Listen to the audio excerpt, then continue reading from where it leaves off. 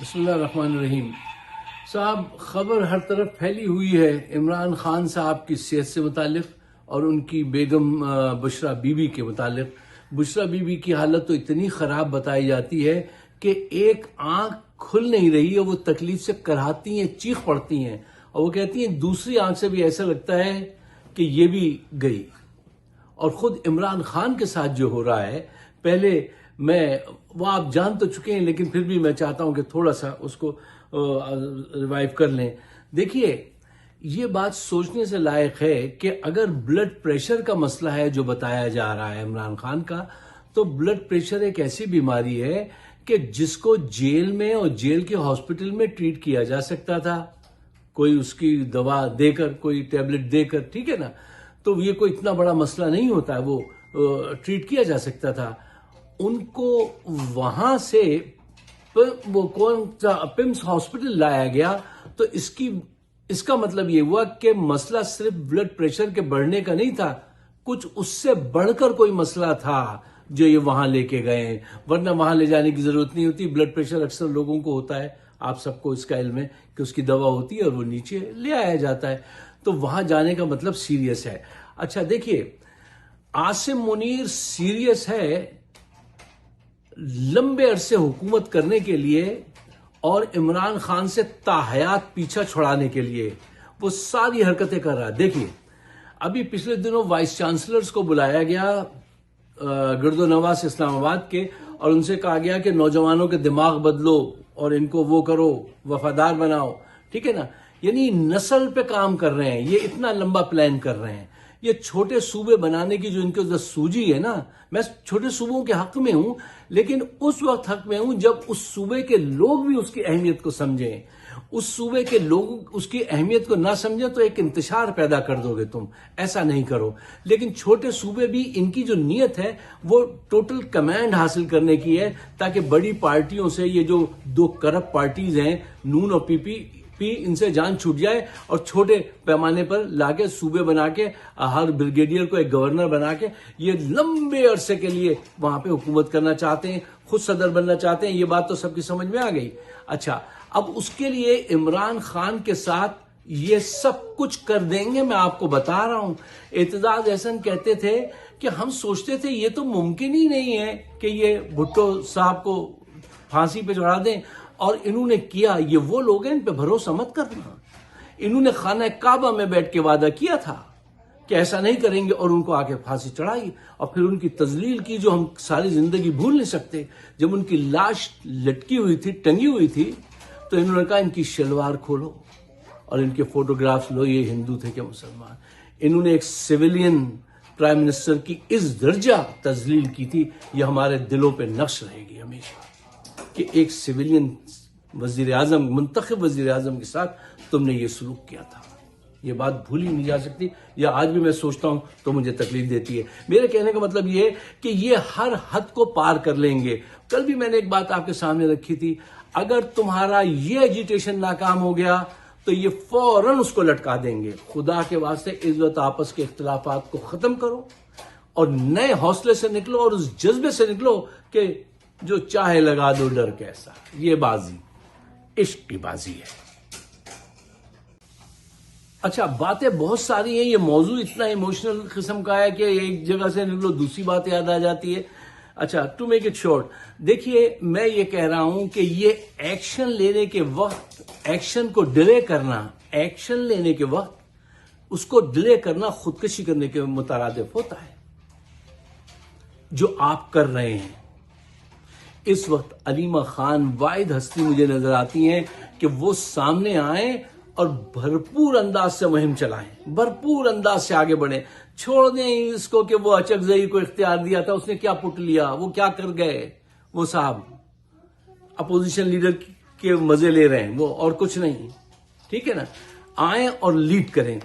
ایک خطرناک پروپیگنڈا جس سے بچنا چاہیے، جو یہ کر رہے ہیں، جرنیل کرا رہے ہیں، وہ کیا ہے کہ عمران خان نے اپنی بہنوں سے کہا ہے کہ وہ لکھ کے دے دو، جو کچھ بھی یہ کہیں کہ تم مجھے میری سے بات کرنے کے بعد باہر جا کے کوئی بات نہیں بتاؤ گی، لکھ کے دے دو جو یہ کہہ رہے ہیں، آؤ میری صحت بہت خراب ہے، جلدی سے مجھے دیکھو۔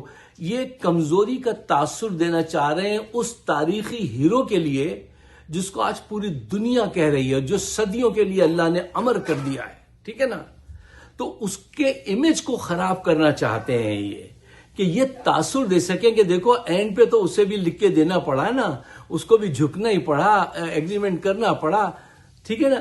تو اس سے بچیے اور فوراً اس چیز کو واضح کیجئے کہ اس نے کہیں یہ نہیں کہا ہے کہ جو یہ چاہے وہ لکھ کے دے دو. وہ لکھ کے آزادی نہیں چاہتا, وہ کہتا ہے عدالتوں کو آزاد کرو اور میرا مقدمہ لڑو, اور پھر انشاءاللہ تعالی وہ باہر آئے گا. اچھا, کلوزنگ کی طرف چلتے ہیں. دیکھو, کیا آپ یہ بات مانتے ہیں کہ آج حالات جو آپ کے ارد گرد ہیں وہ ایمرجنسی کے حالات ہیں؟ اگر آپ یہ بات مانتے ہیں تو آپ کو یہ بات بھی ماننی پڑے گی کہ ایمرجنسی کی صورتحال میں ہر منٹ جو ہوتا ہے وہ قیمتی ہوتا ہے. ایمرجنسی کی صورتحال میں اگر کسی شخص کو یہ احساس نہیں ہے, میں اپنی گفتگو وہیں رکھنا چاہتا ہوں, فوکس رکھنا چاہتا ہوں تاکہ صحیح ڈائریکشن صحیح ہو سکے. یہ احساس ہونا بہت ضروری ہے کہ آپ ایمرجنسی کے اندر ہیں اور ہر منٹ جو ہے وہ اہم ہے. اس وقت آپ کی اسٹریٹجی جو بھی آپ بنائیں, اس میں جو چیز سب سے زیادہ اہمیت کی ہے نا آپ کی اسٹریٹجی میں جو ہونی چاہیے وہ کیا ہے؟ وہ timing. Timing is most important. اچھا, اب ایک اور چیز دیکھیے, ایمرجنسی حالات میں ہی تو آپ ایمرجنسی ایکشن لیتے ہیں اور لینے چاہیے. آپ کو جو کچھ کرنا ہے آپ جلدی کیجئے. اچھا, میں جب کہتا ہوں نا جلدی کیجئے, میں یہ نہیں کہہ رہا ہوں کہ بغیر سوچے سمجھے ایک دم سب کود پڑو, پیراشوٹ کھولے بغیر کود پڑو. نہیں, پیراشوٹ کھول کے پلاننگ کر کے. لیکن پلاننگ کا مطلب یہ نہیں کہ 2 مہینے کے اسپیل کراؤ تم. یحییٰ, کیا نام تھا ان کا, یحییٰ صاحب جو بھٹو صاحب کا کیس لڑ رہے تھے, انہوں نے لمبے لمبے اسپیل کھیل کے کیس کو خراب کر دیا تھا. تو یہ لمبے لمبے اسپیل مت کھیلیے کہ 2 مہینے کے بعد کی یہ جو دی ہیں. اچھا, اب اگر یہ دے ہی دی ہے نا تو یا تو سب اس پہ اتفاق کر لیں, علیمہ خان فیصلہ کریں کیا یہ صحیح ہے. اچھا, میں یہ نہیں سمجھتا کہ اس کی وہ کوئی سازش کر رہا ہے, حکومت کے ساتھ مل گیا, نہیں ایسا کچھ نہیں ہے.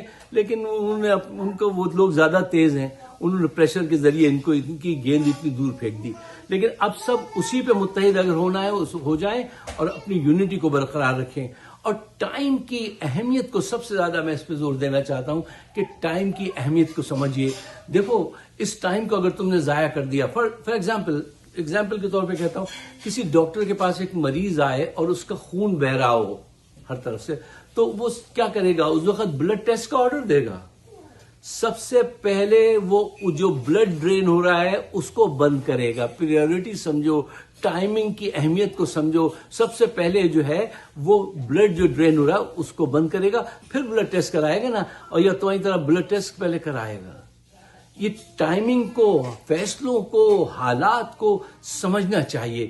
کرائسس میں اور خاص کر کے سیاسی تحریکوں میں ہیسیٹیشن اور کنفیوژن جو ہوتا ہے نا, یہ ایک ایسی خراب صورت بدعقلی پیدا کر دیتا ہے لوگوں کے دماغ میں کہ فار ایگزامپل اگر آپ کی گاڑی جو ہے وہ بے قابو ہو گئی اور آپ غلطی سے اپنا پاؤں ایکسیلیٹر پہ رکھ دیں بجائے بریک پہ رکھنے کے, تو کیا ہوگا؟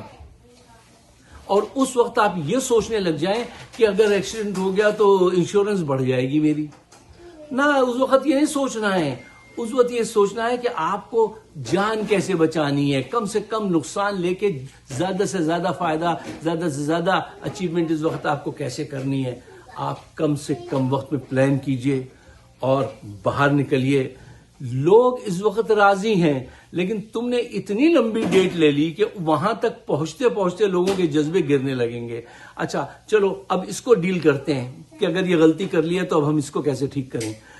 تم اسٹریٹ موومنٹ جو ہے ان کو الائیو رکھو. دونوں کہیں کوئی اسٹریٹ موومنٹ نہیں نظر آ رہی تو یار تم کیا کر رہے ہو؟ اب تم کہتے ہو کہ ہم ابھی بیت الخلا اور کچن اور وہ, یار اب تیاری کرو گے تو 3 سال سے تیاری نہیں ہو رہی تھی.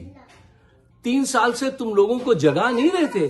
بھائی اب تو ایک خاص ٹائم لو, ابھی بھی وقت ہے کہ جو صحت جتنی خراب ہے, جتنی صحت خراب ہے عمران خان کی, اس وقت تو ایک فائنل ایسی میٹنگ ہو جو فوری طور پہ ہو اور ڈیسیجن لے کے آگے بڑھے. علیمہ خان کو لیڈ لینی چاہیے. ان میں کسی میں اتنی بصیرت نہیں ہے کہ یہ ان حالات میں صحیح فیصلہ کر سکیں گے. اگر آپ میرے خیالات سے اتفاق کرتے ہیں تو برائے مہربانی اس کو شیئر کیجیے گا اور مجھے اپنے خیالات سے نوازیے گا. آپ سب کا بہت بہت شکریہ.